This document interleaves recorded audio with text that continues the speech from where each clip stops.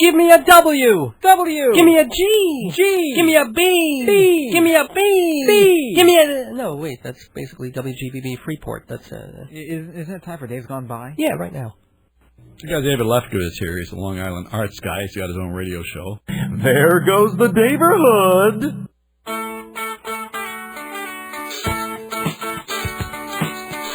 Greetings from Long Island, where every highway is a sunrise. It's time for Dave's Gone By, an hour of comedy, talk, and music brought to you by Total Theater, with your host, Dave Lefkowitz. You've never heard anything like it, so sit back, relax, squeal if you must. Here's the host of Dave's Gone By, Dave! Tropical hot dog night!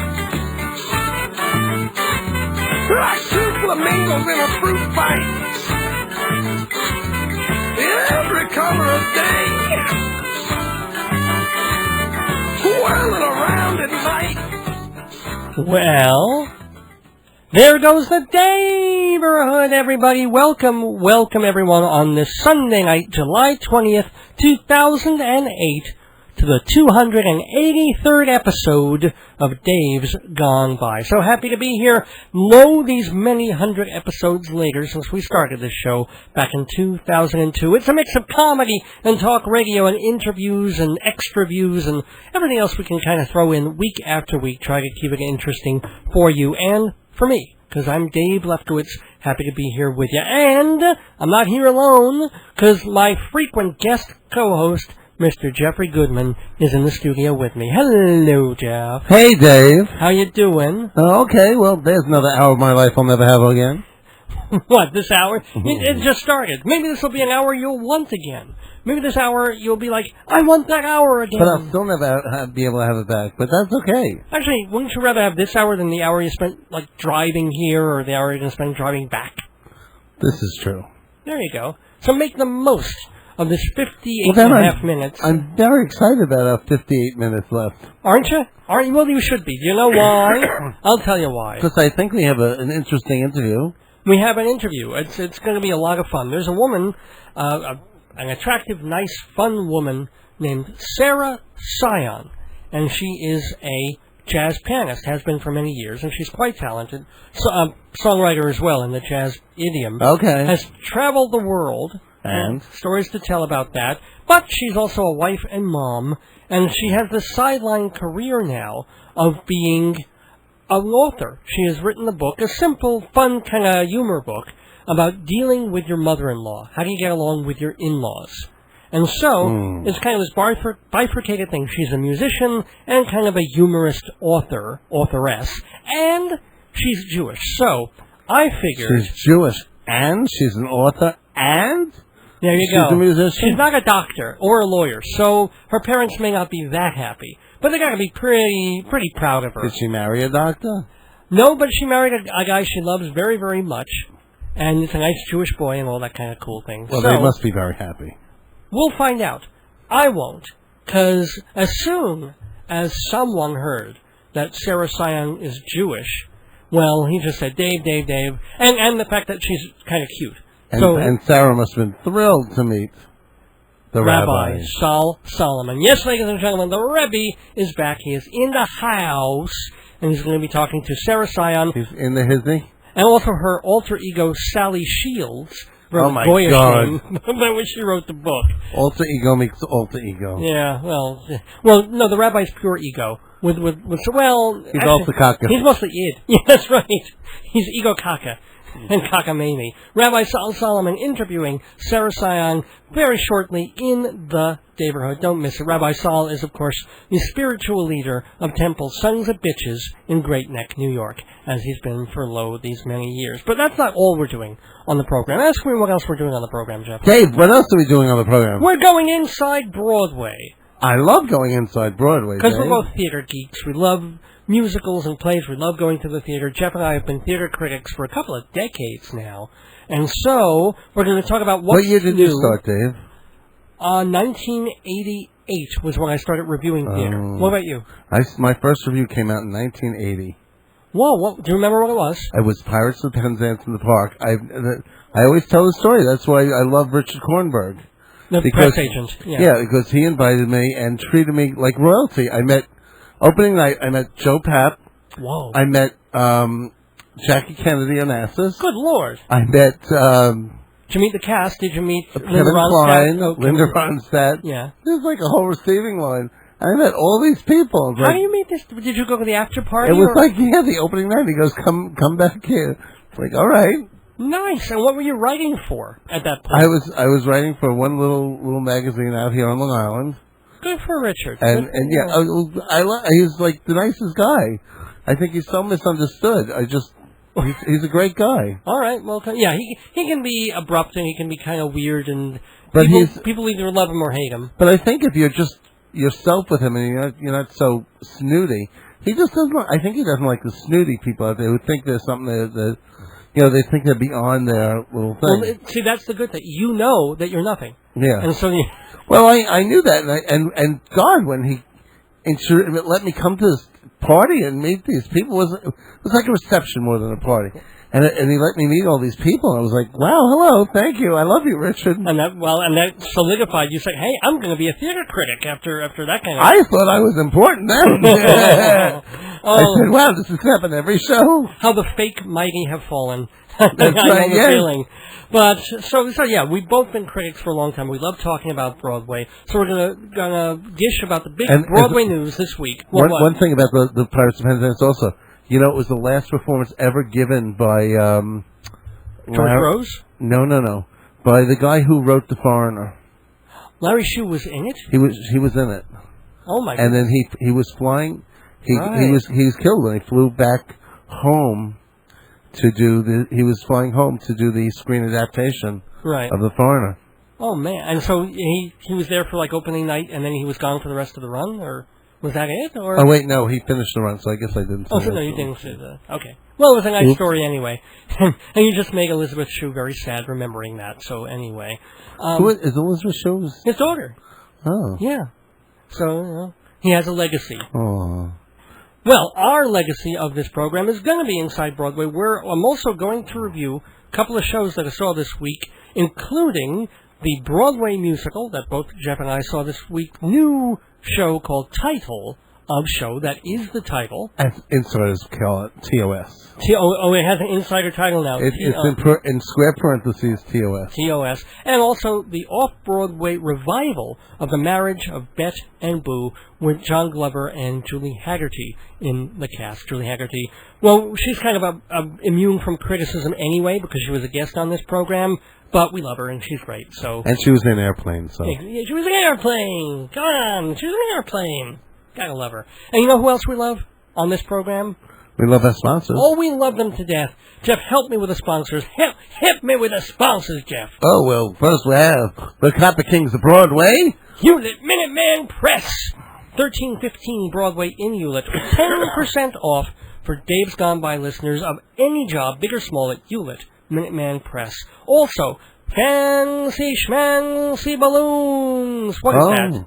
They are a giant balloon company. Yeah. That decorate parties, I hear. With giant balloons. And small balloons and even foam core pieces and lots of glitter. Foam core. What the hell is foam core? Well, themed centerpieces for your parties, like big bar mitzvahs and stuff like that. But they do small one, like if you have a 50th anniversary, you want a 50 out of glitter, there they go. But as you say, even a small party. You want your name in glitter? Boom, it's all there. You want your house glittered? Boom, we're there. You can have like a big rich kid's bar mitzvah or a little retarded kid's bar mitzvah. You'll do them. What?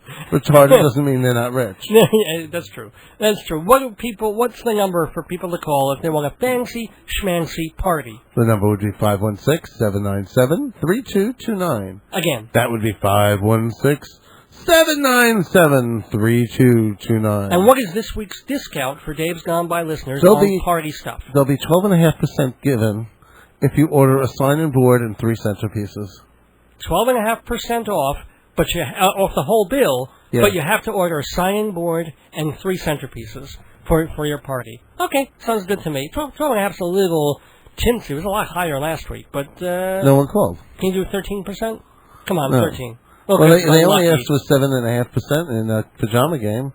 Yeah, that's true. So you're doubling that almost. 12.5% at Fancy Schmancy Balloons. And our other sponsor is Performing Arts Insider Theater Magazine. The Bible of Broadway. For 65 years. This is the industry journal that people in the entertainment business turn to know what is happening on the stages of New York. Broadway, off-Broadway, off, cabaret, opera, dance. If you want to know who Richard Kornberg is, you'll find his number in the magazine. His number, his address, and his email address, and the addresses of all his staff, and find out what shows he represents. All these things, just in one little area. You, too, can make a friend with Richard Kornberg. And all the other... Will you stop with the Richard Kornberg? Of course, well, he'll kill me after this.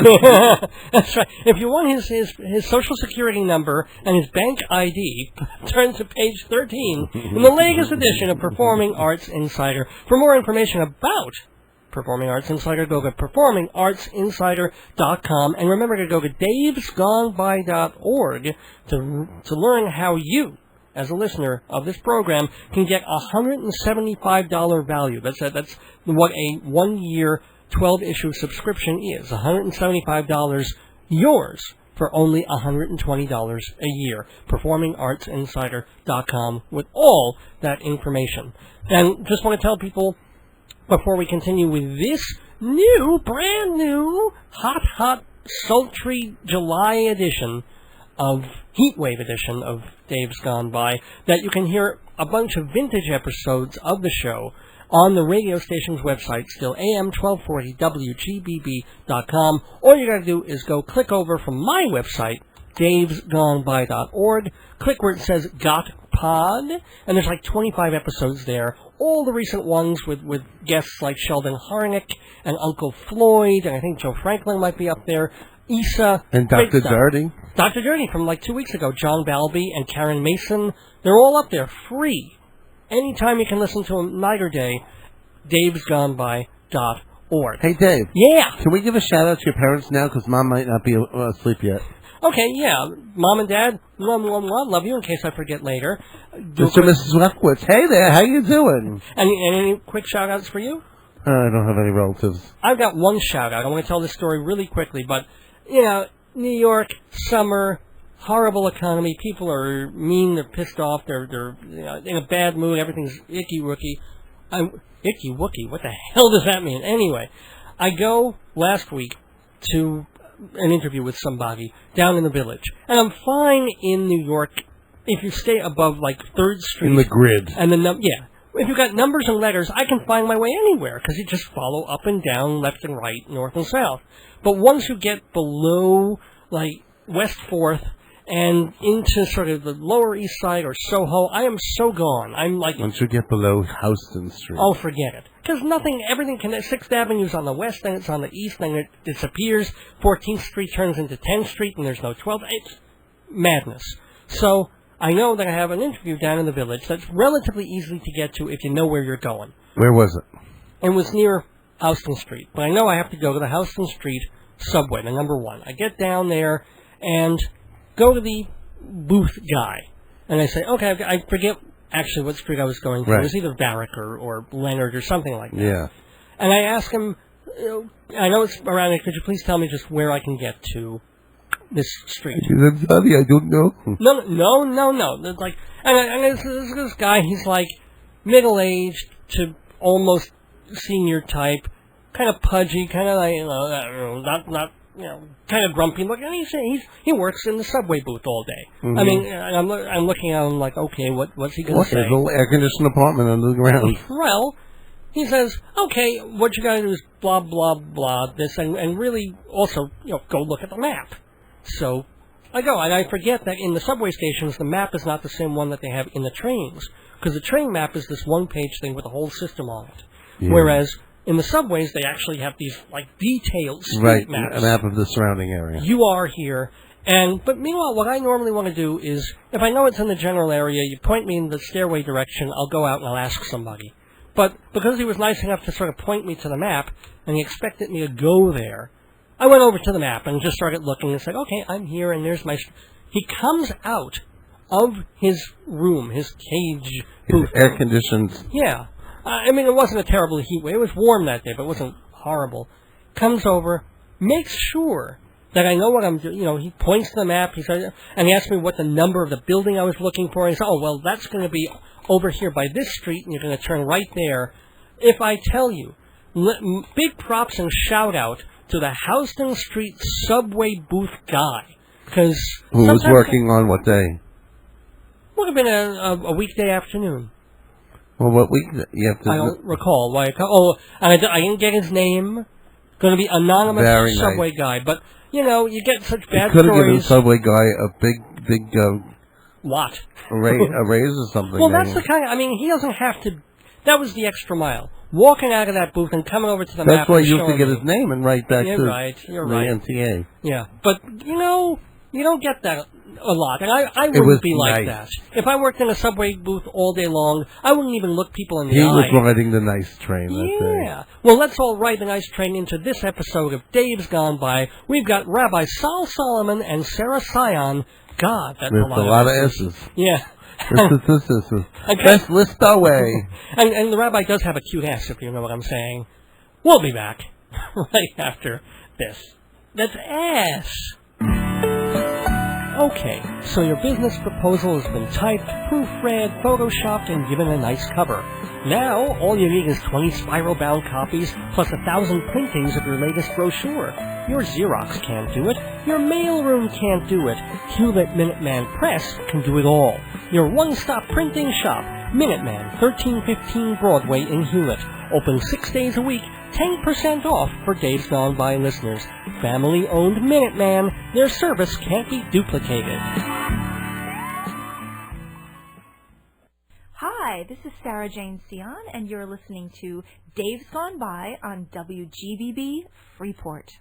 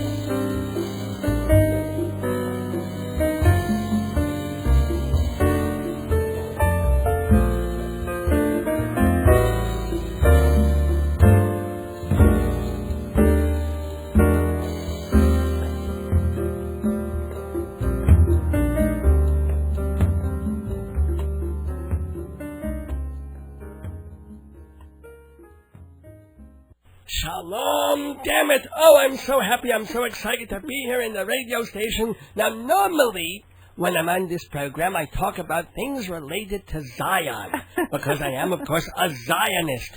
But tonight, I am a Sionist. Get it? Because I have a Cion who's a pianist. I know this makes absolutely no sense to you at all, but we're going to make sense of it because this giggling little ninny in the studio with me. Now, she's adorable. Please welcome Sarah Sally Cion something. What the hell is... I don't even know your name. What's your name? All right, well, we met at the Publicity Summit. This is true. We scaled Mount Summit together. And I was immediately drawn to your wonderful energy and presence, and I said, Rabbi, I must be on your show. Please have me on your show. And I brought her to the casting couch, and the rest is history. She's still scratching from the fleas and the old soup stains on it. I gotta change my casting couch. It's really horrible. Like, at Lefkowitz, it was on sale many years ago. So, wait, is it Sarah or Sally or what? Shmuel, what is your name? All right, well, I started off for 40 years of my life being Sarah Jane Cion, the jazz pianist. Uh-huh. And I made my career as a jazz pianist. I moved from Boston in 1991 and been doing gigs all around the world ever since. However, last year I wrote a book, and it is called The Daughter-in-Law Rules, 101 Surefire Ways to Manage and Make Friends with Your Mother-in-Law. Now, because nobody could pronounce my name, and my husband wanted a certain amount of anonymity, I chose a name that I thought would be good for the book, something sort of that everybody could relate to, that everyone, would be sure not to mispronounce. So I chose Sally Shields as my pen name for the Daughter-in-Law Rules book. Could have chosen Yitzchak, easy enough. I could have. Or female Yitzchake. Could have worked. No, but Sally Shields for the book, yes. And for the CD and the music, Sarah Jane Cion. You're right, Sally Shields is a little... It's like you're the sister of Brooke and Dress. So, I like some of your piano music, though, and some of the jazz stuff. Who are your influences musically, besides, of course, Rabbi Moshe Kutzevitsky? Okay, well, my first influence and greatest influence was Bill Evans. And then, of course, there... He's on Eyewitness News. How are you influenced by him? You do the... Is that like your theme? Well, when I was 14 and I had my first jazz piano teacher, he said, my prerequisite is that you have to go out and get the album Kind of Blue by Miles Davis. Is this true? And when I heard this album, there were two pianists, Bill Evans and Wynton Kelly. And when I heard Bill Evans, I said, I must play like this. And I started transcribing off the albums, and thus began my career. My favorite album is Kind of Jew by Seymour Shimon and the Polka Dots. It was a marvelous little album. I wish I knew where it was. It was recorded. There were only 6 copies made on tinfoil. But when you played, it was good. It was good stuff, let me tell you. So, all right, so it was Miles Davis was there, the main influence there. Yes. So what made you think you could write a book? Well, it's interesting, Rabbi, because I actually didn't. What happened was when I realized I was having problems with my mother-in-law, some of you may remember the book, The Rules for Dating. It was called Time-Tested Secrets for Capturing the Heart of Mr. Right. Now, I had actually did these rules on my husband, and they worked like a charm. Huh. He still thinks I'm the greatest thing since sliced bread, but don't... If only he knew. Yeah, don't tell him. But anyway, they worked so well that I called the ladies who had written this book, and I said, you help all these people marry the man of their dreams. Now where's the rule book for how to deal with their mother? Well, is his mother really especially difficult, or as my people might say, bitchy? Yeah. You can say it. Oh, why was she so terrible? Because I know she's listening right now. Oh, my gosh, I love my mother-in-law. But here's the thing. I was making so many mistakes. Everything I did seemed to be a mistake, and there was a criticism here, and she'd come over and she'd say, your house is a disaster, or I like your hair the other way.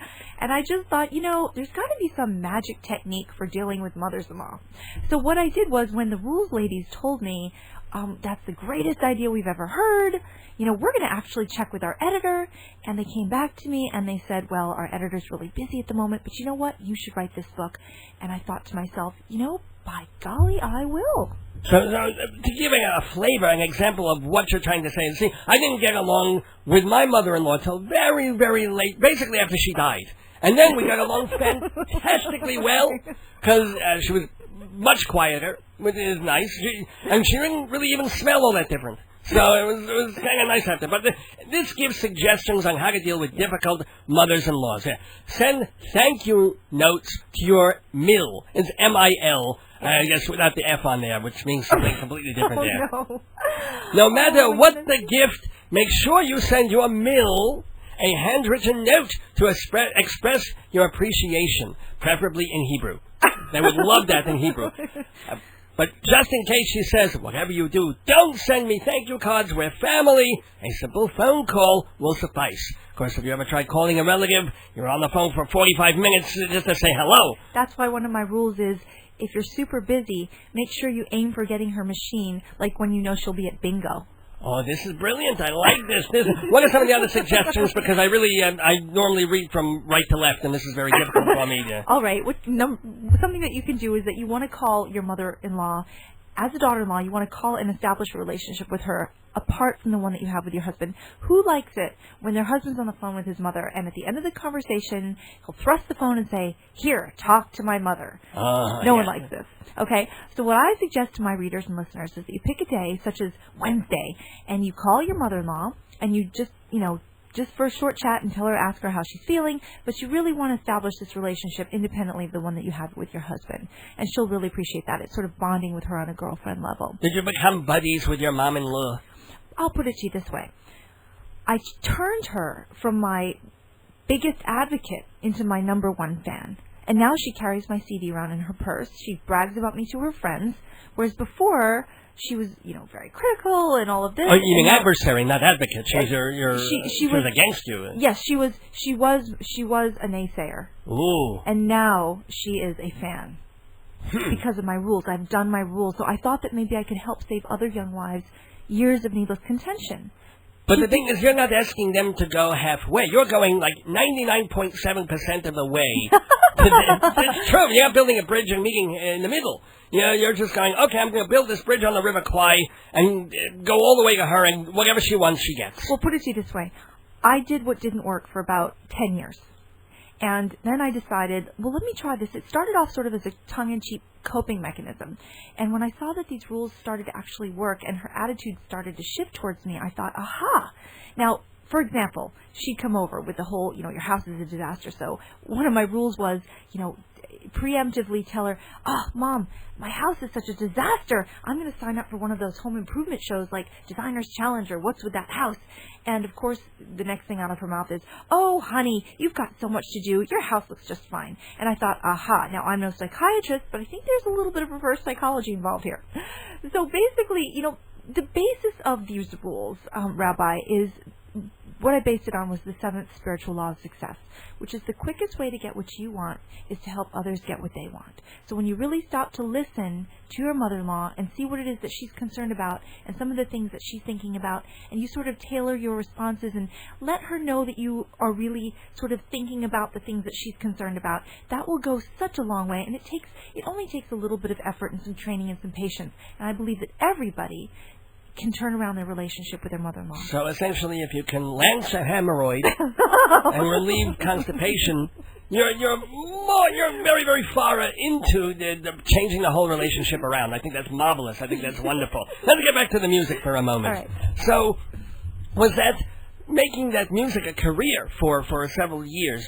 What was that like? Was that really tough? Was it just a natural thing for you, or what? It was just a natural thing for me. I did my first gig when I was 14 years old. And it was funny because I used to joke that only the octogenarians would hire me. I used to play for a group called Hot Fudge, and it was sort of a Dixieland group back in Boston. And then, of course, there was another group, the Artie Barsamian Orchestra, and he was also 80. And it's kind of funny because now that I've had my children and I'm sort of traveling the world less, and I used to play in New York City 3 to 7 nights a week, and now, of course, I don't want to be out late with my kids. So the people that call me are octogenarians. I have two people that are calling me for gigs, and they're wonderful. One is Dr. Lynn Christie, and I play once a month at the Watercolor Cafe in Larchmont. And the second wonderful musician that I play with is, I'm having a senior moment. It's not that wonderful. I can't remember his name. He might have died in the space between your thoughts here. These guys are not around for so long. Oh, my Get paid God. in advance with these people. Rabbi, I don't know why my mind is blanking out right now. I do that to people. It'll come to me. It'll come to me. So do you listen to other kinds of music besides jazz, or is that really a mainstay of what you listen to and are influenced by? It is the mainstay of what I listen to and what I'm influenced by. However, there's such a wide range of what people call jazz, which is why I always find it interesting when people come up and they say, I don't like jazz, but I really like your jazz. And I think, they must have in their mind somehow categorized what they think is jazz, because it's almost like saying, I don't like food, because there's so many different types of jazz that, it boggles the mind. Well, I have to say, I don't like the modern kind of jazz with the horns and the things on the Light FM and the crap with the who's that bald Jewish guy? He's Jewish, so I like him. But Michael Brecker?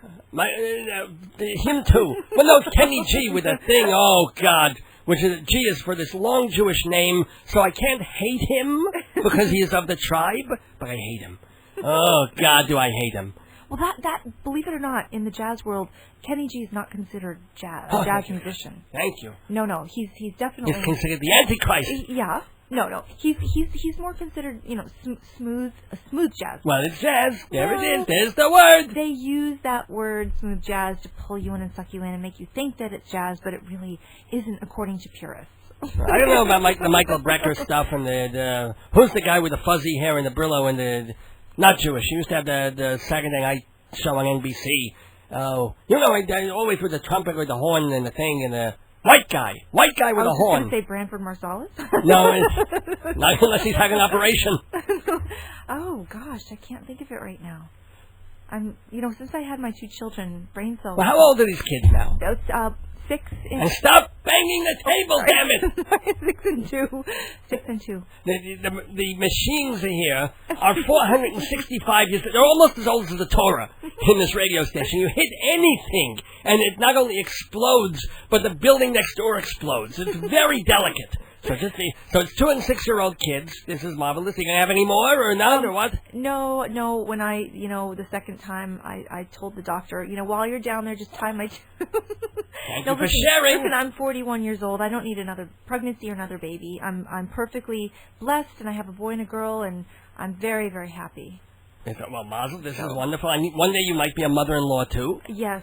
But the problem is, if somebody tries your psychology on you, what are you going to do? You're going to know what they're doing. Well, that's the beauty of it all. But hopefully, hopefully I will be able to, be as wonderful a mother-in-law as my son will marry. You know what I'm trying to say. No, I have no idea what the hell you're talking about.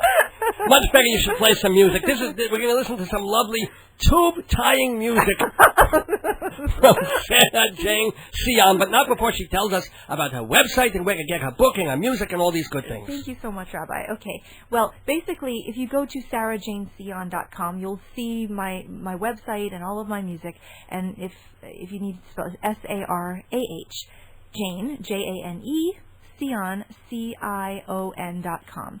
Now, for the book, I've created another website, and that is dub, as Rick Frischman likes to say. I like that. Dub. The DIL, which stands for daughter-in-law, the DILrules.com. And we've got a contest going on, a ton of free bonus gifts. I've got some free music downloads, a lullaby CD album, a jazz album called Cruisin', which is currently being played on the daytime ABC drama All My Children. Oh, boy. We've got a free newsletter that if you sign up for, you'll get a copy of the 44 Top Tips cheat sheet, and you can get started making friends with your mother-in-law right away. Well, when do you sleep? When do you have time to do all this? In the 1 hour free time I have after my kids go to bed, I rush to my computer and type. Good for you. Good. I don't even have time to pee. Oh, boy. All right, we're going to get to the music really quickly now. Oh, I'm so sorry about that, but I am not sorry in the least that we have had the lovely and delightful and talented Sarah Jane Sally Cion Simkowitz here in the neighborhood. Thank you. God blessings to you. Blessings on your children, your family, and all your projects. Thank you, Rabbi. I'm so honored to be here, and I haven't laughed this hard in weeks, and I'm just absolutely thrilled.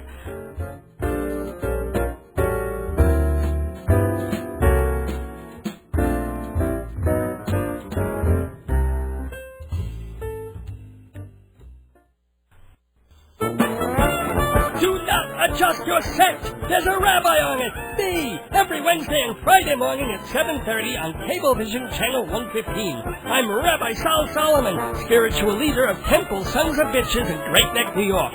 And my TV show tells you everything you ever wanted to know about Judaism, but were too staggeringly ignorant to ask. Shalom, damn it, 7:30 Wednesday and Friday mornings on Channel 115 or Channel 67 in Manhattan on Sunday afternoons at 1:30. Or anytime at all at YouTube.com. Shalom, damn it. Your prostate will thank you.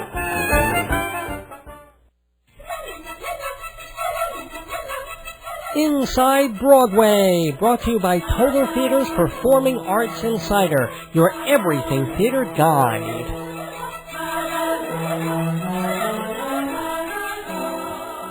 Inside Broadway we go. Thanks to Performing Arts Insider for making this happen every week when we want to tell you about what's happening on, off, and off Broadway. Well, a couple of items in the news this week, even though it's the middle of summer and there's not a whole heck of a lot going on. There's enough to keep things kind of percolating and interesting. First of all, we can get through some of the bad news, the sad news. A couple of shows closed on Broadway today, including Passing Strange, which passed and was nearly like the big musical of the season, almost won all those Tonys. And How strange. Yeah.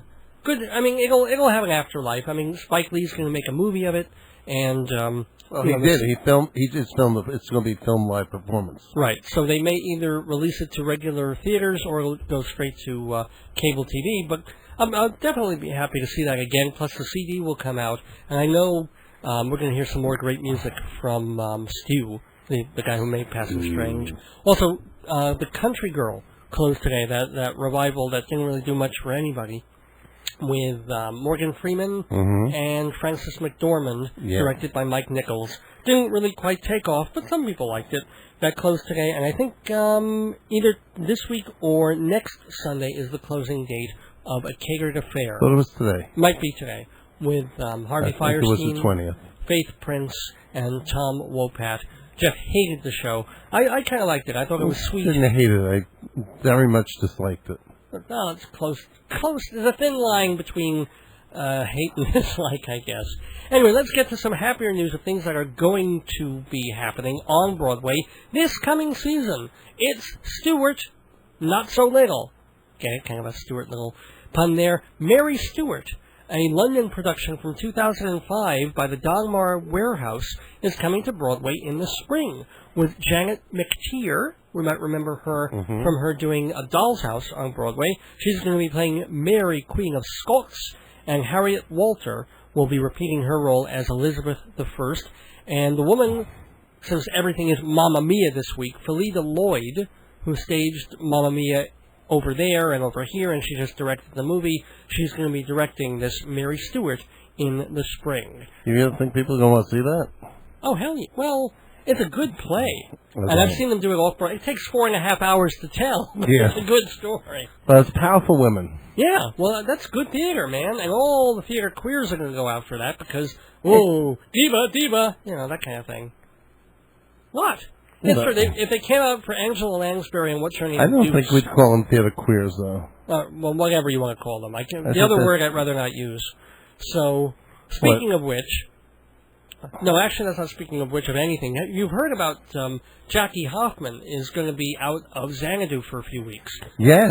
Because she's got some other stuff to do, some and cabaret being replaced by Whoopi. Whoopi Goldberg coming back on Broadway just for a little while. She's going to be in Xanadu from late July until the first week in September. And it's probably only because Jackie Hoffman's one of the only characters who doesn't roller skate.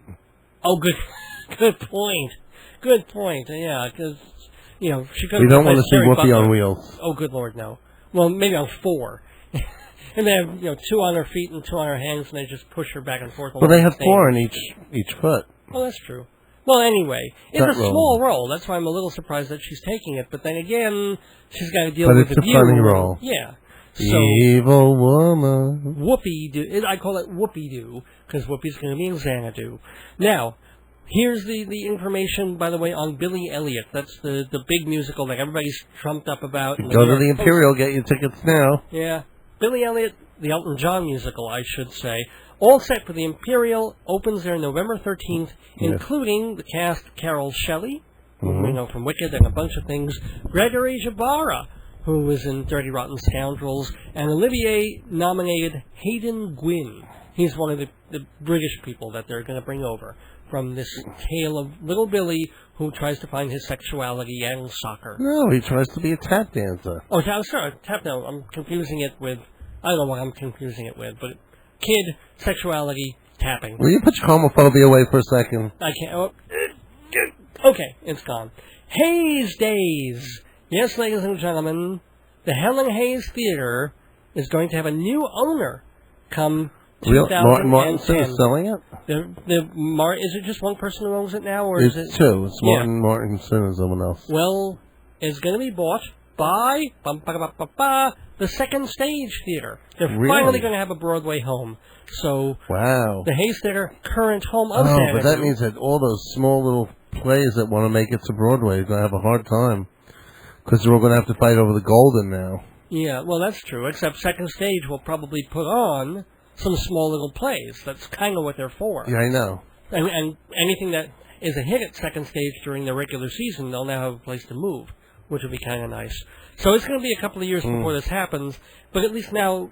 I was kind of hoping if they did that, they'd buy something like the Circle and Square to utilize something like that. Because nobody wants to use the Circle. It's a tough house, but... You know, Hayes is a nice little house, so they got it. Good for them. Well, that's the thing. And they want to follow in the foot, because Lincoln Center was able to grow that way, the Roundabout and Manhattan Theater Club. So they'll be playing with the big boys. It's kind of nice. Let's see. Midtown Theater Festival opened this past week. Lots of stuff happening there. It's going to run through August 10th. Bunches and bunches of shows. But you know what the most important show there is? What would that be? I think someone wrote a show called "How I Found a Apartment on the Upper West Side Without Really Trying." Something. It's longer than that, but that's the gist of it. A fellow named Charles Gross, a good friend of ours, who has been on this program and who co-hosts with Jeff a Manhattan cable television program called Two on the Aisle bi-weekly. Oh, are we still doing that? Well, you're in summer hiatus, but you'll be back in the fall, as you've been for 17 years with Charlie Gross. Charlie's doing a one-man show about certain aspects of his life, living in New York, meeting girls, getting his first apartment, his favorite car. The only problem with that show? What? I'm not in it. You know? Yeah, I kind of miss it. Yeah, kind of. But it should be nice. And he's doing 4 performances. It's because it's part of this Fringe Festival.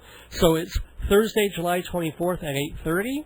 Sunday, July 27th at 2:30 in the afternoon. Thursday, July 31st at 6:15 p.m. That's the one I'll probably go to. And Sunday, August 3rd at 7. So don't miss How I Found an Affordable Apartment on the Upper West Side of Manhattan Without Really Trying. And if we want to go with you, what day are we seeing it? I'm doing it that Thursday because it's... I think all Dave's Gone By listeners should see it on Thursday. Yeah, go there, find out more. I didn't put down the website, but it's the Midtown International Theater Festival, not to be confused with the New York International Fringe Festival, and that starts in early August with if Midtown Festival's pretty big, that's got like 40 or 50 shows. Yes. The New York Festival's got like 200 shows scattered all over New York. And so bunches of them, just, go to the Fringe Festival website for that to find out about them. But there is one. So How I Found an Apartment on the Upper East Side Without Really Trying. And we're all going to go on July 31st. But that's the Midtown one, not the international one. The international one, I do want to point out one particular show by a fellow named Dave J. Dave is the guy who wrote that little jingle we've been using recently for the show. Dave's gone by, here goes the neighborhood. He's a very talented fella, and he's been actually on The View because he won some musical contest to be on there, and nice guy. So he's doing a solo show about the Beatles experience, and it's called John, Paul, George, Ringo. I'm going to play the ad for you right now. Paul, George, Ringo, peace and love. Improvised, impromptu, and interactive. Dave J seamlessly morphs between 4 distinct impersonations of the Fab Four. A British invasion of truth, tunes, and trivia, really. Created on the spot by Dave J and you. Peace and love. Saturday, August 9th through Tuesday, August 12th, and Thursday, August 14th at the Jazz Gallery, New York City. official selection of the 2008 New York International Fringe Festival. Visit DaveJ.com. That's DaveJay.com.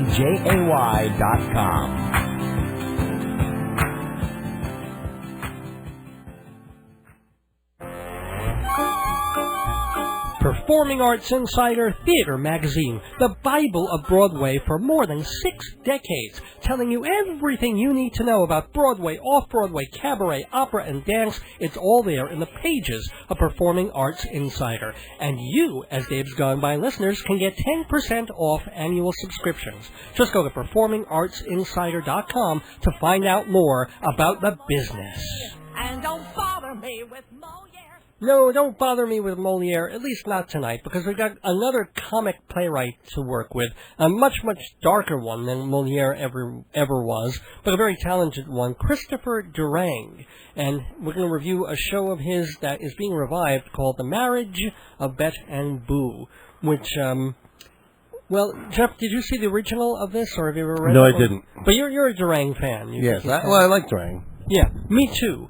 But this one tested me a little bit. Really? I have to say, I was really excited to see it. And so I get there, and what it is, it's 33 scenes, short scenes, most of them, centering mostly about this marriage that goes pretty dysfunctional. But it's really kind of an off-the-beam play. It's about all these dysfunctional, really messed up, strange people, told in a strange and abstract kind of a way. Welcome to Durang World. Yeah, well, yeah. Well, he's all about messed up people. That's fine. And let me tell you, when he gets to it, and when he starts to get into the characters and show where the dysfunction is and how they behave, it actually becomes more of an interesting play. But if I tell you, the first half hour, I would have... Everyone around me, mostly critics, were like looking at each other. It's like, we were so looking forward to this, and it sucks. It takes so long for you to actually even remotely get into it. Had the last 2 scenes before intermission not been pretty interesting, I would have bailed, as would, I think, a lot of other people around me. But something started to gel there. The only problem with the play is it had shock value all those years ago, as well as comic value. Now, shock value is still kind of there, because, like, one of the things that happens to the woman in the show, she's this sweet, kind of uptighty, perfect wife, and she marries a man who's learned just a little too much from his drunken and irritating father, and they have a wonderful little son, but they don't pay much attention to him because she keeps trying to have more babies, and they all die coming out of her. And one of the running gags of the show, and it is a sick, funny running gag, is the doctor comes out and keeps dropping baby bundles on the floor. It's like, this one's dead. And there's actually a sound effect of the baby hitting the floor. It's funny, sick, but not that funny 20 years later. And a lot of the other stuff isn't that funny either.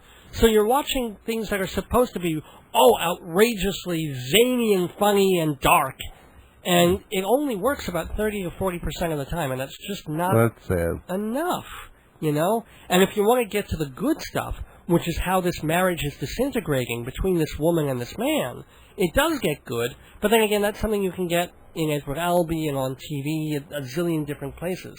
The cast, though, at times, makes it almost worth it. As I mentioned, who's in the cast? Julie Haggerty, and she plays like the mother who's constantly been told that she's an idiot by her drunken and obnoxious husband, who's played by John Glover. And John Glover is just a fabulous actor. He's so contemptible here, but he's just a marvelous performer. And we all love Haggerty, and as I mentioned, she's been on this program, so she's lovely there, and she's lovely in the neighborhood. Yeah, she is, and she's right for the role. She's the sweetest thing on stage.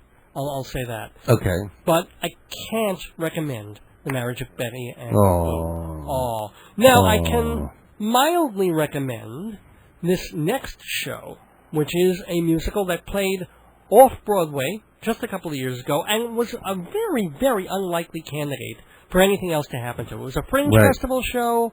A couple of producers picked it up, moved it to off-Broadway where they had a nice little run, nothing major, and it went away. And then suddenly, here it is, this little show with 4 characters and a pianist is on Broadway. It's called Title of Show, and it begins with this song.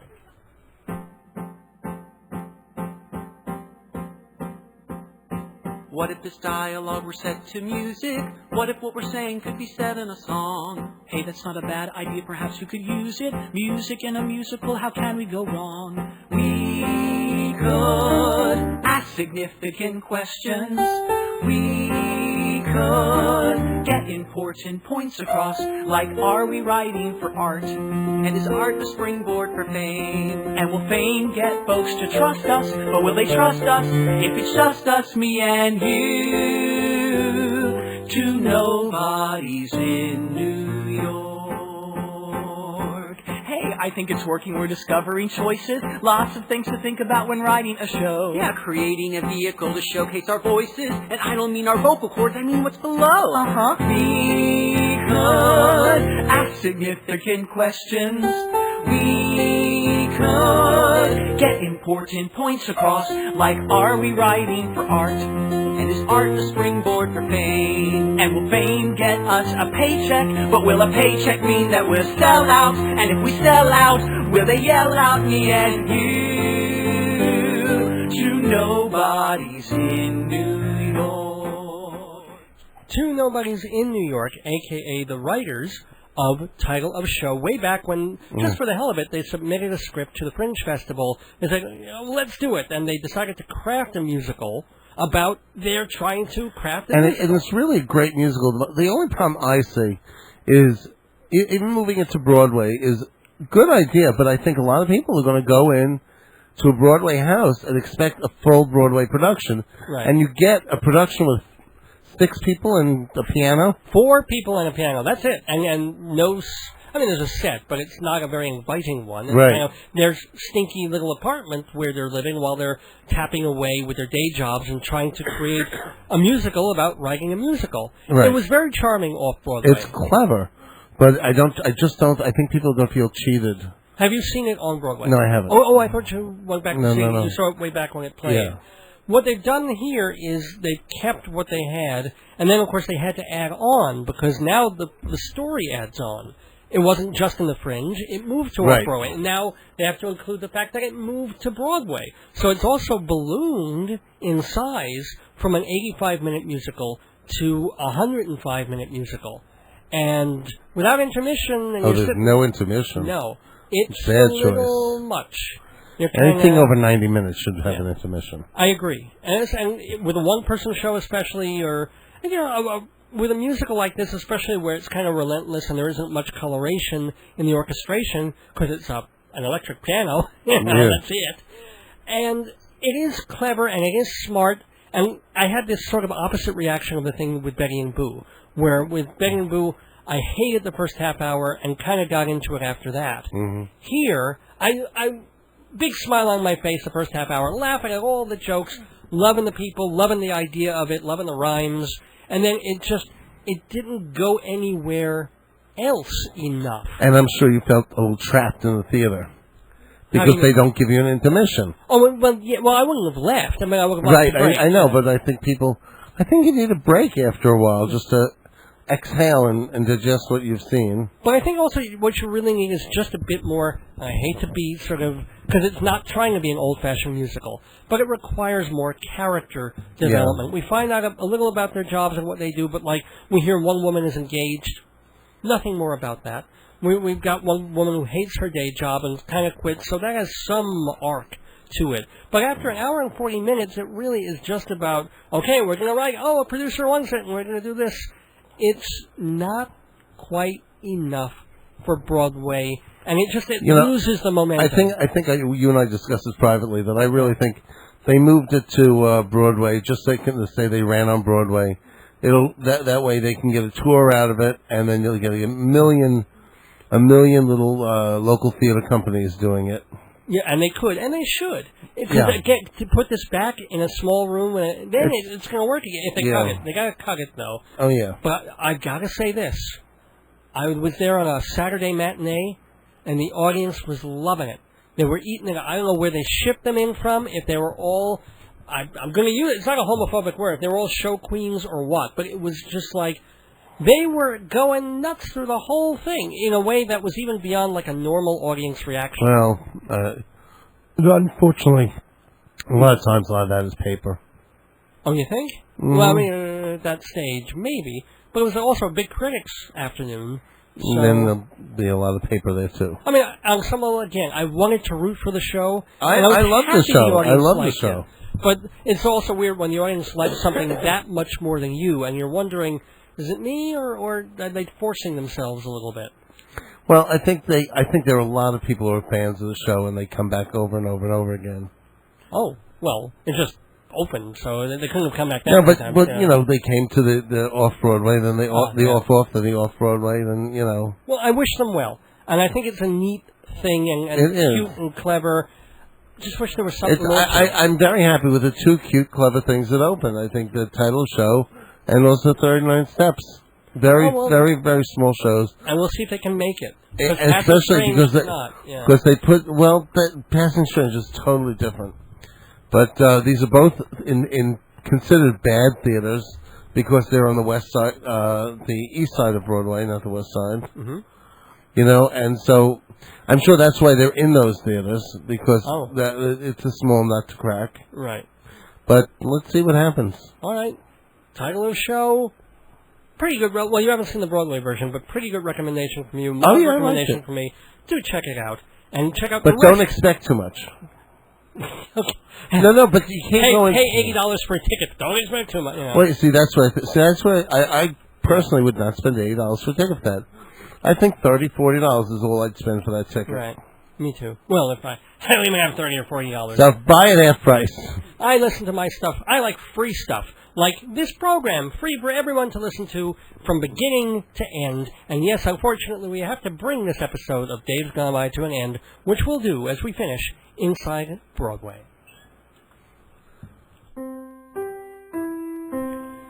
We've just been Inside Broadway, thanks to TotalTheater.com and Performing Arts Insider.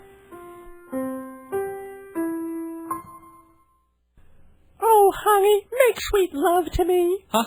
Can't you put down that stupid book? In a minute, dear. You said that 20 minutes ago. What's so special about marriage, babies, and the end of the world? Well, it's a collection of plays by radio host Dave Lefkowitz. Why do you want to read a bunch of plays? Because they're hilarious. How'd you even buy that book? Online at davesgoneby.org. $20.